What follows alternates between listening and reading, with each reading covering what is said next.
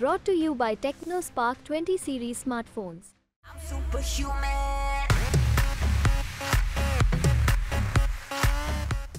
विपक्ष के नेताओं पर हो रहे ईडी सीबीआई के एक्शन के बीच भारत के मुख्य न्यायाधीश डीवाई चंद्रचूड़ ने सरकारी एजेंसियों के काम पर जरूरी टिप्पणी की है।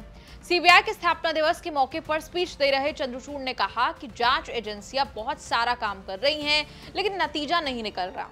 उन्होंने कहा कि जांच एजेंसियों को केवल उन मामलों पर ध्यान केंद्रित करना चाहिए जिनमें राष्ट्रीय सुरक्षा और देश के खिलाफ अपराध शामिल हैं। Promoting the efficiency of the CBI as an investigative agency to pick our battles.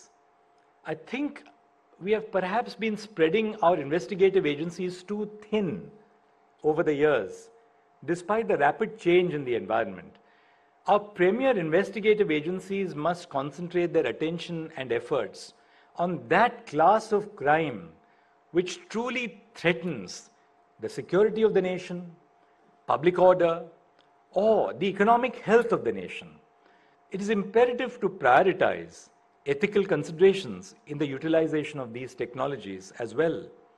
Clear guidelines and safeguards must be established to prevent misuse or abuse of AI and other advanced technologies, safeguard privacy rights, and address biases that may inadvertently arise. बता दें कि Chandrachud CBI के स्थापना दिवस के मौके पर पहुंचे थे, जहां उनका ये संबोधन हुआ। सीबीआई डीवाई चंद्रचूड़ का ये बयान ऐसे समय पर आया है जब विपक्ष के नेताओं पर लगातार सरकारी एजेंसियों की कार्रवाई चल रही है। कभी ईडी, कभी सीबीआई। हाल में दिल्ली के मुख्यमंत्री अरविंद केजरीवाल को गिरफ्तार कर लिया गया। इससे पहले झारखंड के हेमंत सोरेन को आम आदमी पार्टी के कई मंत्री नेता आज भी जेल में हैं और जो अभी तक बख्शा गया है, समझो वो रडार पर है। सीबीआई ने अपने बयान में कहा कि मुझे लगता है कि हमने प्रमुख जांच एजेंसियों के काम को बहुत फैला दिया है।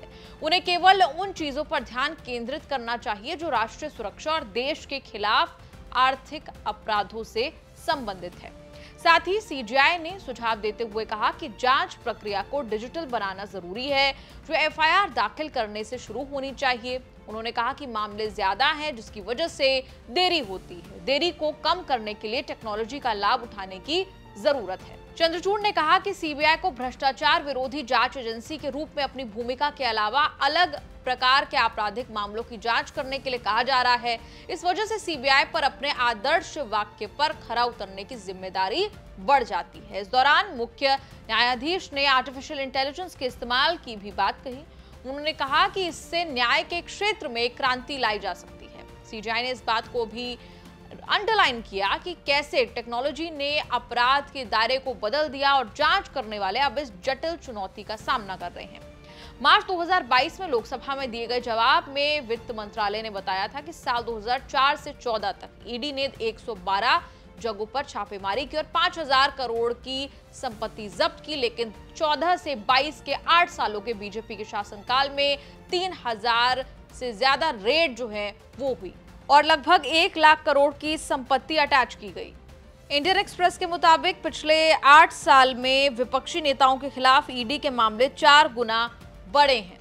साल 2014 से 22 के बीच 121 बड़े राजनेताओं से जुड़े मामलों की जांच ईडी कर रही है। इनमें से 115 नेता विपक्षी पार्टियों से हैं, यानी 95% मामले विपक्षी नेताओं के खिलाफ है। और यही आरोप विपक्षी नेता जो हैं वो समय समय पर लगाते रहे। खासतौर पर लोकसभा का चुनाव जिस तरीके से नजदीक आ रहा है, ये आरोप प्रत्यारोप का सिलसिला और ज्यादा बढ़ता जा रहा है। इस पूरी रिपोर्ट पर आपका क्या कहना है? आप कमेंट्स में लिखकर अपनी राय जरूर दें और देखते रहिए न्यूज़ तक।